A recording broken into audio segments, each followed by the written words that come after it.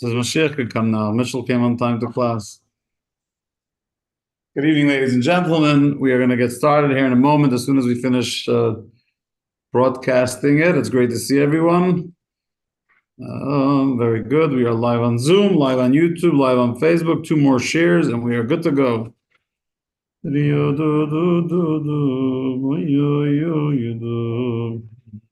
Everyone will take a break of all the important news. Very important news that you've been following all day. Trying to figure out which news. There's nothing specific, just the same fakak news. There was no tsunamis. My cousin is the rabbi in Kauai. That didn't happen. We'll be okay with the tariffs. The world's still standing. I know they want you to make Canada's going to recognize Palestine, which also doesn't matter because it's Canada. There's a lot of news that's not so relevant. If you live in Canada, my heart goes out to you. Not to you particularly, but for your leadership. France was lost a long time ago. We don't have to worry about France. I told you, Jackie Mason always said that he goes to France, to Paris, every year to visit those parasites. I hope everyone can handle some good humor. We are now letting a few more people into class. Seth and Mitchell, you can finish your conversation because I can hear everything on the broadcast. It's 7:01, and we are going to roll. Baruch Hashem, we have a nice showing, including Chaya, who's back from camp, and with us in the flesh. Just a public service announcement is for class dates. We will have class, God willing, next Wednesday, but the following 2 Wednesdays, Wednesday, August 13th, and whatever the following Wednesday is, like the 17th or whatever, we will not have class as we will be away on our family trip. And I do not do class from overseas, especially when I'm with my family. So we are in Chumash Dvarim. Ladies and gentlemen, we begin a new book, the 5th book of Moses. But really, what do I hear? Is that the Rebbe video? Yeah. So close the door, please. No, the coffee. No, I think it's the Rebbe video. Just close the door. It is the 5th book of Moses, the 5th book of the Torah, of the 5 books of Moses, but really this is the book of Moses.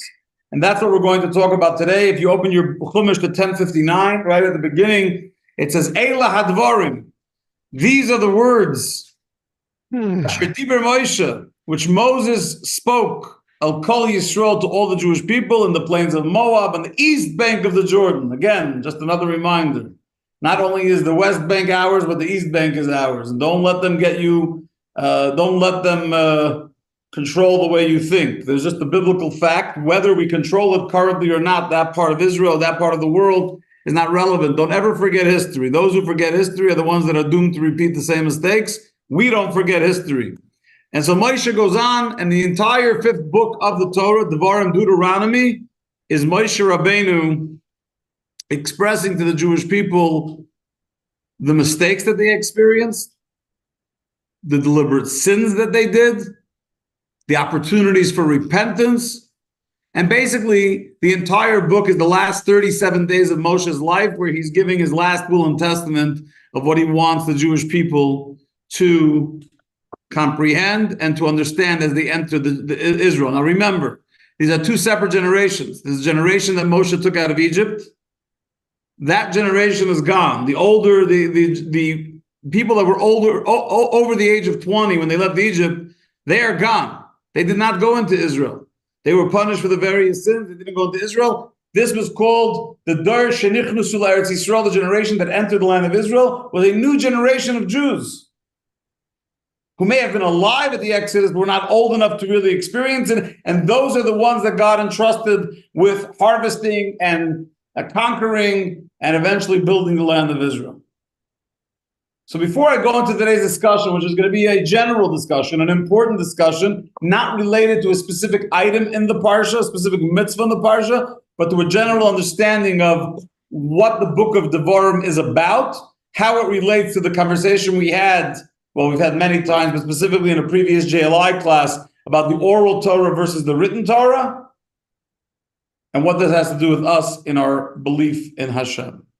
So I'd like to begin with the Rambam, because I think I did this last week also with the story of Tisha B'Av, just to get back to the original story of Kamsa Bar Kamsa. I think sometimes we are very good at getting caught up in layers of interpretation, and sometimes we forget the most basic part of the plot, the most basic part of the story. In Judaism, there's 13 principles of Jewish faith, codified by Maimonides, by the Rambam. The Rambam, in his introduction to Perek Chelek, so there's a tractate in the Talmud called Sanhedrin, and the Rambam has Pirush HaMishnayos. He has a commentary on the Mishnah, which, if you remember, the Talmud is both the Mishnah and the Gemara. So in his introduction to Perek Chelek, the Rambam says he codifies, based on his extrapolation of the Torah, that there are 13 principles that every single Jew must adhere to, every single Jew must believe in order to be faithful to the Jewish faith. In other words, Judaism has a set of beliefs. Now, you could still be Jewish and not believe them because your Jewishness is genetic based on who your mother is. But if you're trying to practice Judaism, or you're trying to represent Judaism, or if you walk around saying, I'm Jewish, or as a Jew, which is always the way they start off when they want to tell you something really negative about Jews or Judaism. As a Jew, I stand for Palestine. As a Jew, I stand for rabbits marrying horses. As a Jew, they always start off with as a Jew. So if you are a Jew and you'd like to speak in the name of Judaism, there are 13 principles of Jewish faith that are unbreakable. Actually, many Jews have this custom in their shuls every day after their davening. They sing a song called Yigdal. Yigdal Elokim Chai. It's not an Ar Chabad Siddur. The principles of faith are very much universal to all Jews.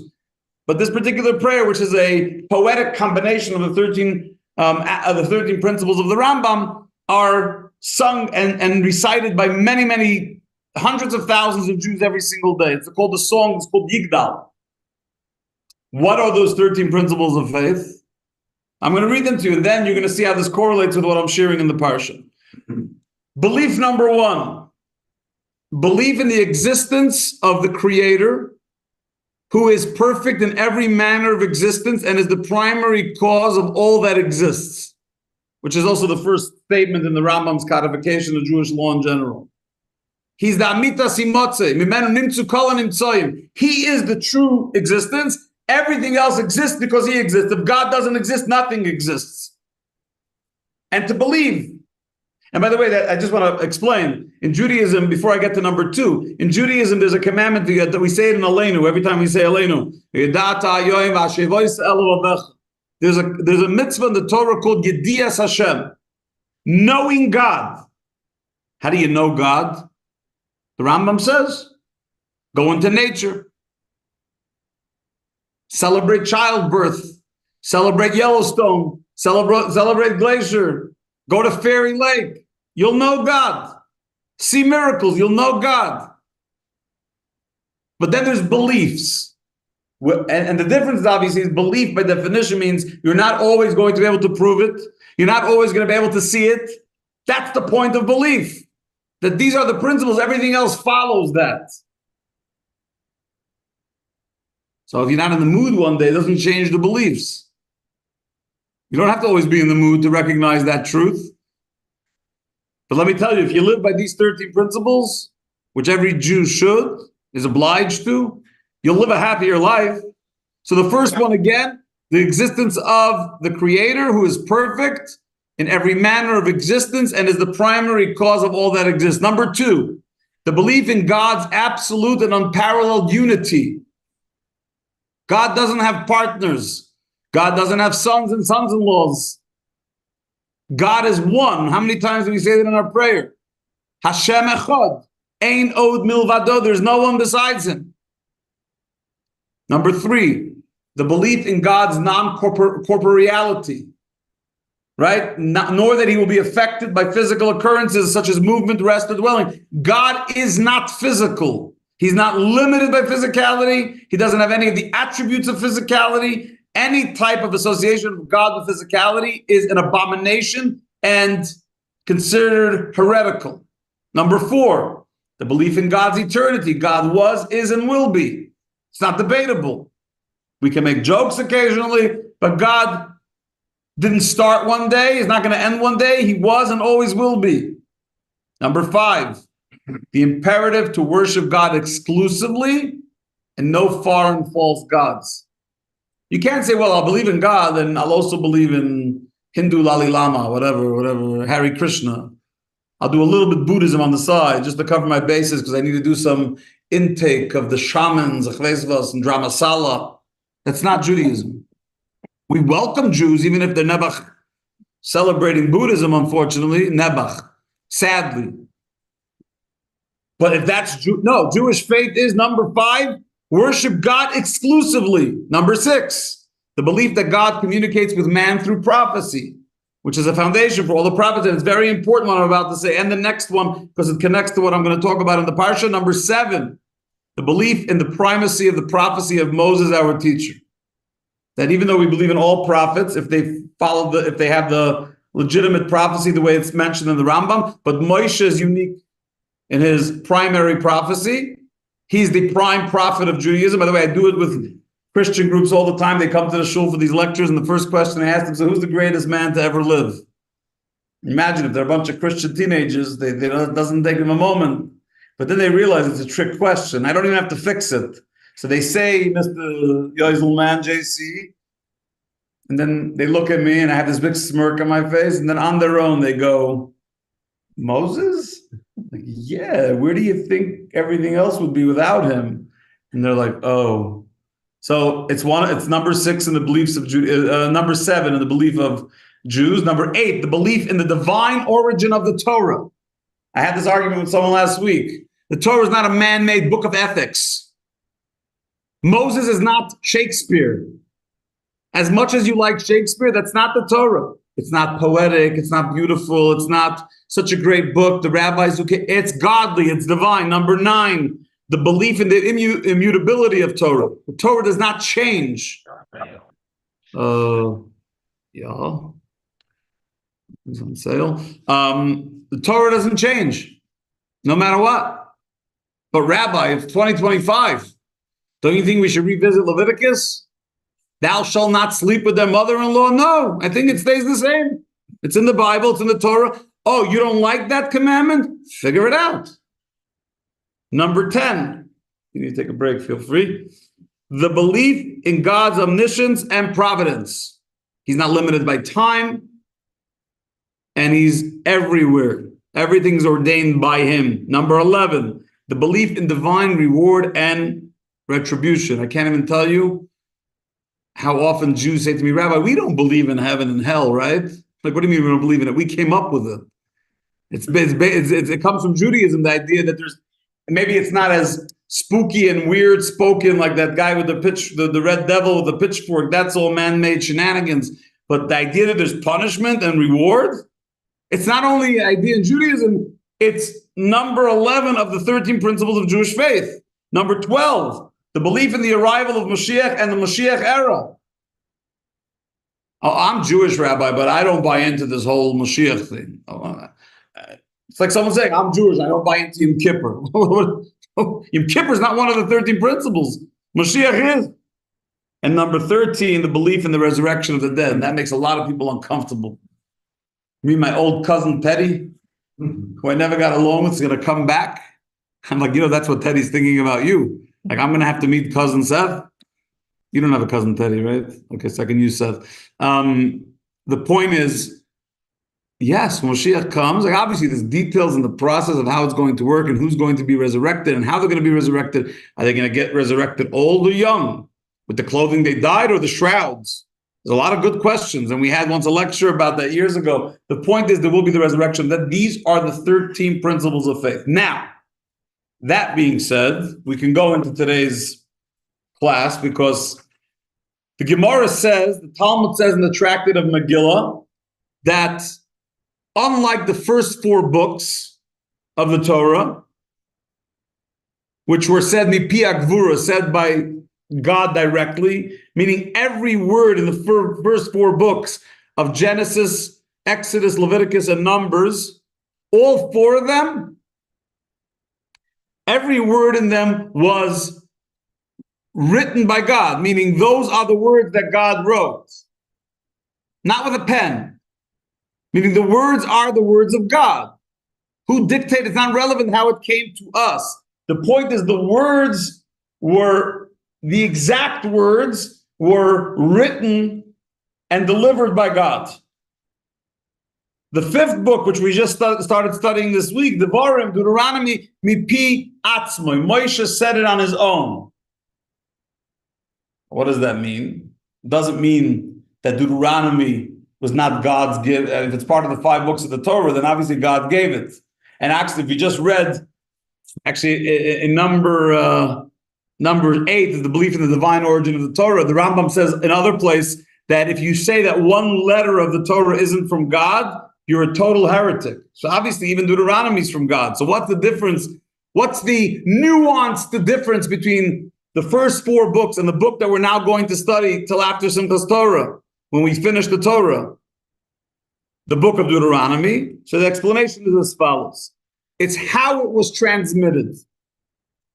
The first 4 books were dictated to Moses by God, and his job was only to take those words that God told him and give it to the Jewish people and write it down, word for word. Deuteronomy, it wasn't verbatim. Deuteronomy was divine spirit, what we call Ruach HaKodesh, where the divine speaks through Moses. So it looked like Moses was saying the words on his own, because it was given to him internally through divine spirit, not when he went on the mountain to have that one-on-one with God. So even though it was God's vision to Moses, God allowed for Moses to play a bigger role in the transmission of the book of Deuteronomy, which, by the way, as a side note, he shared in 70 languages, and all the 70 languages of the 70 nations of the world, so that it could permeate all facets of creation. But Moshe Rabbeinu did that in his own form of transmission, versus the first 4 books where it was almost, he was just repeating verbatim, writing verbatim what God told him. Let me ask you $1 million question. Why? Why did Deuteronomy have to be different? And I mean, of course, you could say, well, simply just that Moshe wanted to share something before he died.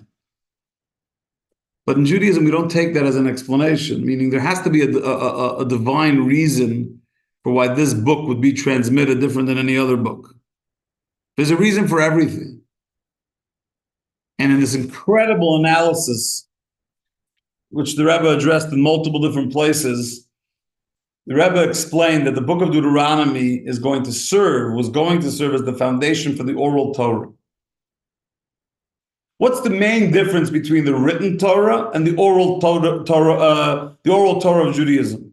Both of them are obligatory. I know a lot of people think that the oral Torah is sort of, the rabbis made it up. You don't got, no. If you came to that JLI class, you know the oral Torah is direct from Sinai. What were you going to say? What to do, and the other is why. Why and how? It's living. Correct. But the general difference between the written and the oral is that the written was given word for word versus you can't change a word. There's no changing. I don't like that word in Exodus 3, so we'll swap it. When it comes to understanding the Torah, which allows you to go deep and go sort of use your own imagination or intellect to, well, not yes, but also to expound and expand your understanding of the Torah, there's a lot more maneuver room in the oral Torah than there is in the written Torah. So even though the oral Torah is also the divine will, it's also straight from Hashem, it's the wisdom of God, but God wanted it to come to us through our hard work of study and extrapolation and elucidation and partner studies and depth and homiletical and mystical and Kabbalah and Chassidus, and go deeper and deeper and deeper. That's how we expand our internalization of the divine wisdom. That's all within the oral law. Actually, by definition, that is what the oral law is.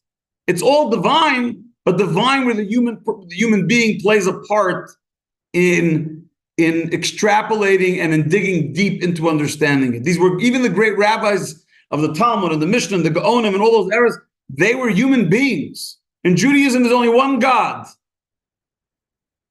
The minute someone gives the same attribute to a human being, they've lost the plot. So these rabbis as wonderful and holy and wise and incredible as they may have been, were human beings. And they used their divine understanding to come up and to extrapolate the laws from the written Torah in what we call the oral law, but it's divine. It's a made-up story. You want to talk about made up, or they call it fake news? Is whoever came up with this business, the oral law was a man made by the rabbis and chased so many Jews away from the oral law as if, oh, that doesn't really matter as much. Because where does it say in the verse that is a low IQ, lack of understanding, cheap shot at someone that doesn't want to do Yiddishkeit, doesn't want to do Torah?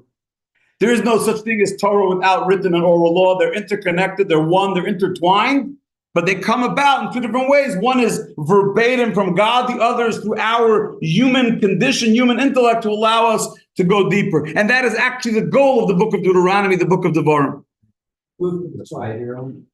What? Kind of like explaining it. No, explaining to everyone. There is no understanding of the written Torah without the oral law, nothing. Or to get it so the human factor can understand it more easily. Not just understand it, grow with it and expand it and see where it takes you and fly high with it. The Torah is the ultimate drug. You're not supposed to use it to make money. You're not supposed to use it as a conniving thief, or people use Judaism as a business. But there should be, a Jew should not need, today everyone has new inventions. This one needs a dose of marijuana. This one needs psychedelics. This one needs a little touch of yoga. This one needs an ice bath with yoga. This one wants to do naked hot yoga, whatever. This one has to go to a hot springs, whatever. You like that? Everyone has a new invention of how they're going to find God and spirituality. I would just want to point out, it's very nice. Go do whatever yoga, go schwitz, whatever you want. I'm just telling you that the ultimate drug for a Jew is the Torah. The Torah makes you high. If you're studying it properly, you finish that study and you're flying high. If you see it as a burden and you're never sitting there, you know, people on the plane, everyone's sleeping, it's 3:30 in the morning, they have a sleep. You ever fly to Israel and they have a book in their nose? They don't look happy.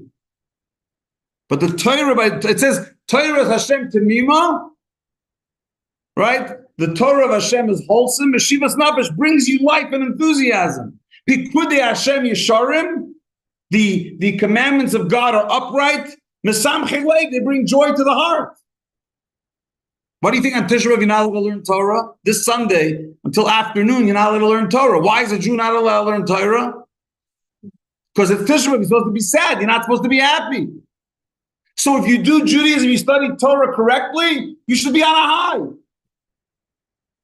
But in order to make that available, in order to make the whole oral idea where you could sit for hours expanding and connecting. I learned something in the Rashba and Ksubas, and therefore it's really connected to a Marsha that I learned on Yevamis, and I'm going to throw it in with a Maimer Hasidus that I learned from 1932, connected to something from the Zohar, from Rav Shimon Bar Yochai 2,000 years ago. That interconnectedness of Torah, that joy that exists within learning Torah, that aha! You know, they say about the Imrei Emes, the great Rebbe of Ger. Someone once asked him if he davened yet because he wanted to make him breakfast. So he was a big Rebbe and he said, Gedaven? Gesagt. Did I daven? I don't know. I said the words for sure. Right? This is a big Rebbe. His point was, how often do we daven? We say 100 words. A lot of people learn Torah like that too.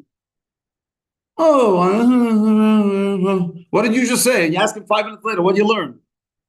Something about a tzaras and a leper. What did you learn? Were you uplifted? Are you on a high? Did you go from written law to oral law, meaning did you extrapolate?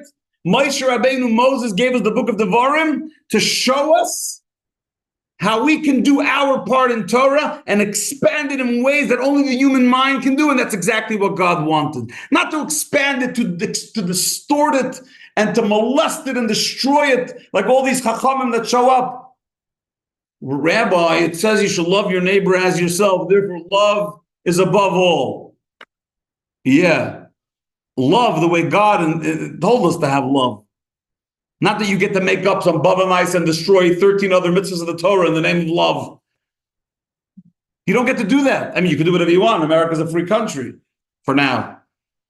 But that's not Judaism.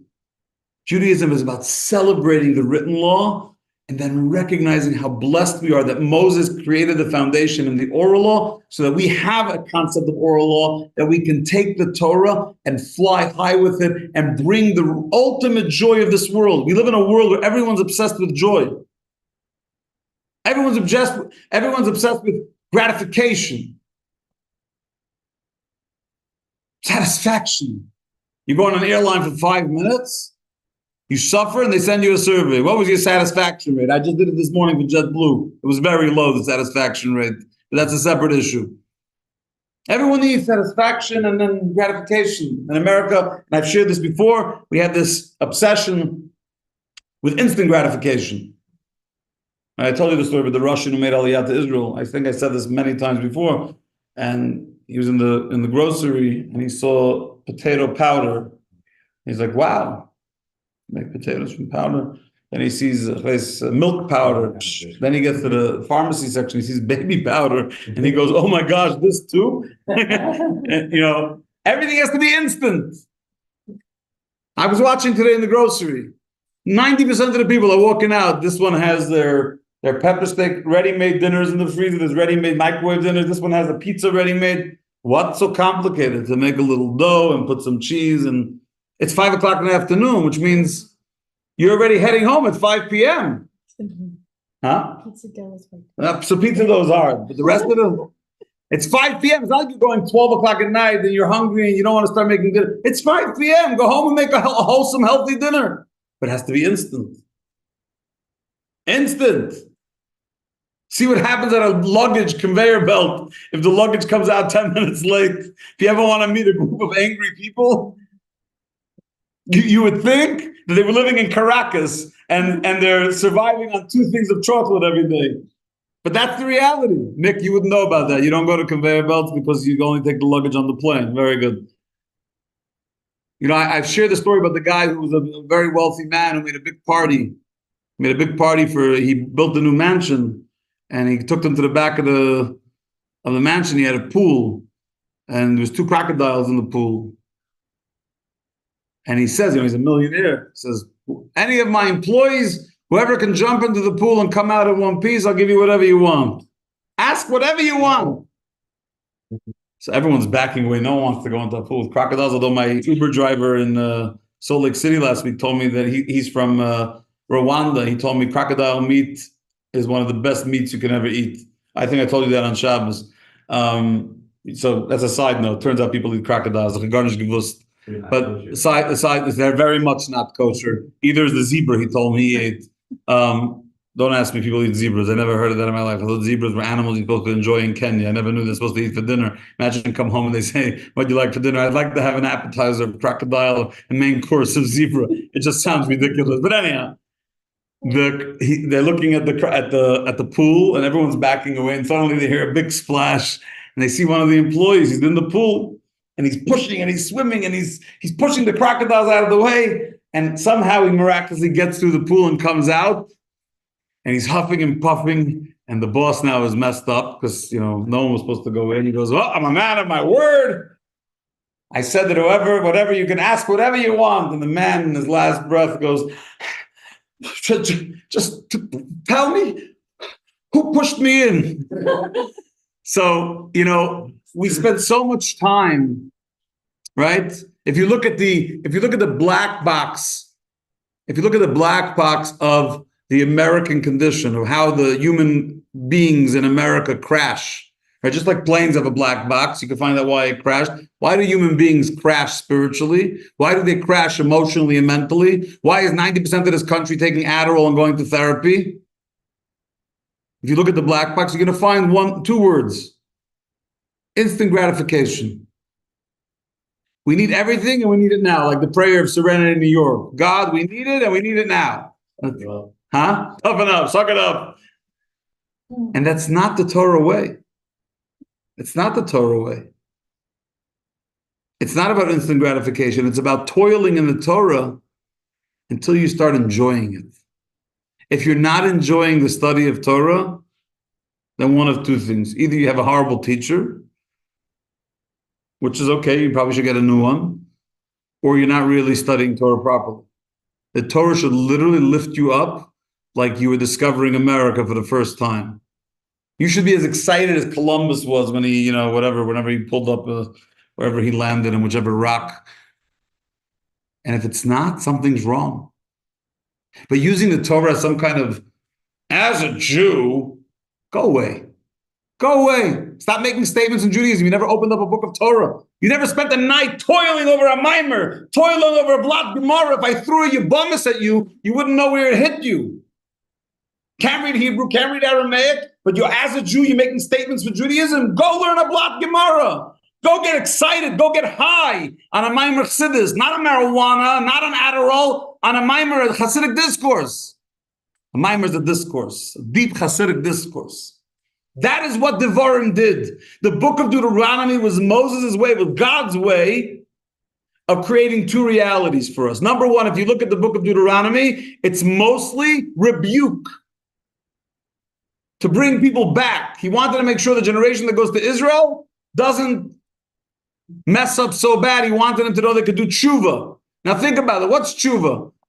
Tshuva is repentance, returning to God, changing your ways, regretting your past. You can't get a direct command from God to do that, because then it's not tshuva. It's not coming from your heart. So it's one of these weird commandments. It is when you do tshuva, you have fulfilled a mitzvah, but really tshuva is above mitzvahs, because it brings you back to all the mitzvahs. It has a level of spirituality that's above it all when you change your ways and come back. But if you look at this, the book of Deuteronomy, where it's rebuke and change, where is that mentioned? In a book that had a human component to it. Because tshuva, by definition, has to be a human component. It has to come from you. You can't impose tshuva on someone. That was the big mistake with the Musar movement. They'd scare people into doing tshuva. Guess what happened? When the people got less scared, said sayonara. You scared me for a year or two. I'm not scared anymore. I'm going back to where I started. It has to come from within themselves. Right? What's that famous hot dog stand? There was There was a hot dog stand in Manhattan run by a Buddhist, something like that. And the guy comes to buy a hot dog and he gave him $20. And the Buddhist took the $20 and the guy says, "Hey, I want my change." And the guy said, "Change comes from within you. Comes from within." But the second thing about Devarim, the second thing about Deuteronomy is that, like I said earlier, it was not given to the generation of the desert that left Egypt. It was given to the generation going to Israel. Because what happened when the Jews went to Israel?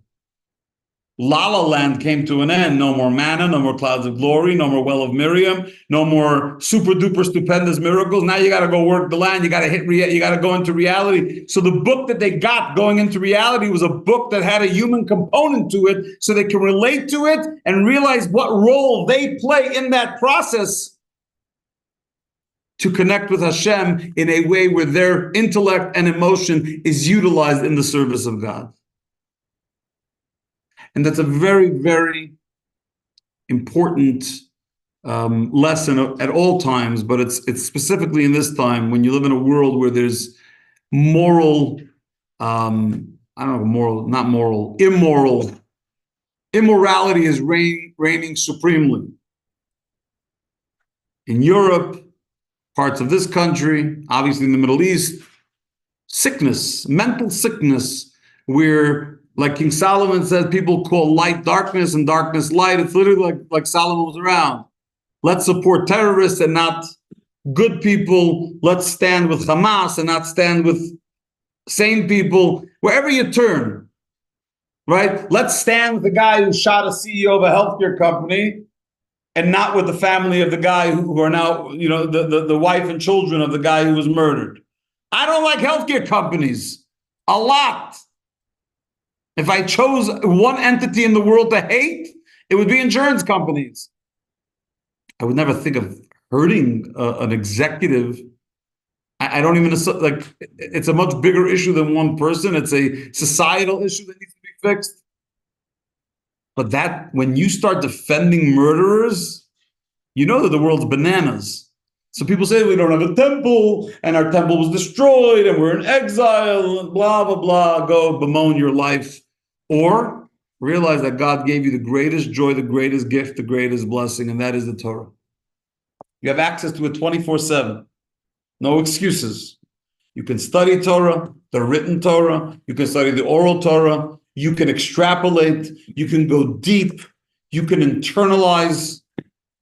Or you could sit around like a bum and talk about tariffs, as if you know what in the flying world you're talking about when you're mentioning tariffs. I don't talk about tariffs because it's way, way either below or above my pay grade, but I have no idea what they want from me. Lower my interest rates, I'll be happy. Keep them high, I'll be less happy. But tariffs, what do I know about tariffs? Talk to me about property tax. That I can give you an opinion on. My point is, we love talking about things that have nothing to do with us. We love talking about world issues. We are going to solve from Sudan to Saudi Arabia to Gaza, and we're going to buy all the BS that they sell us, including the New York Times blood libel this week, with a picture of a child with multiple sclerosis, putting it in as a picture of a impoverished. There's no one starving in Gaza. Don't believe the lies. I know it sounds crazy. Don't believe the lies. Have you seen one skinny adult in Gaza? They all look obese to me. It looks like Weight Watchers could open in Gaza.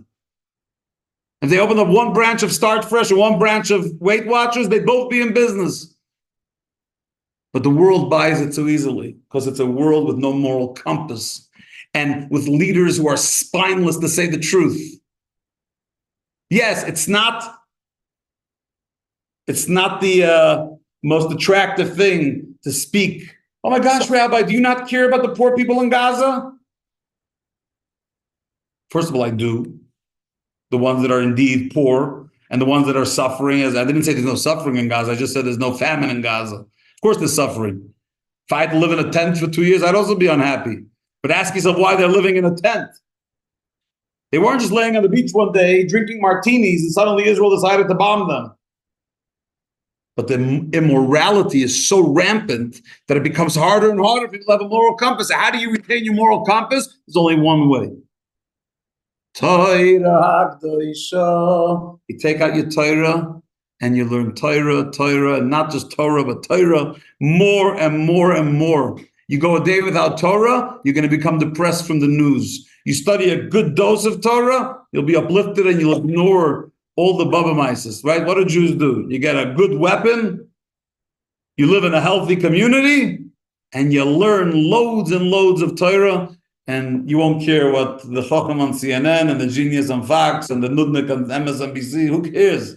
The President of England, the Prime Minister of England. When's the last time you cared about Prime Minister of England? I care about him as much as I care about King George. The President of Canada, Prime Minister of Canada. Whoa! They're going to pronounce and I'm going to pronounce that Darby Montana's from now on Sesame Street. Woohoo! Oh, it doesn't make sense to you? Good. It makes as much sense as Palestine and Gaza. So you call it Sesame Street. And you make Popeye the Sailor Man the president of Gaza.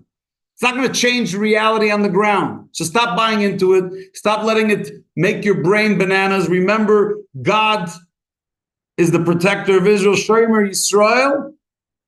And your job is to learn Torah and see the world from that perspective. Get high on it.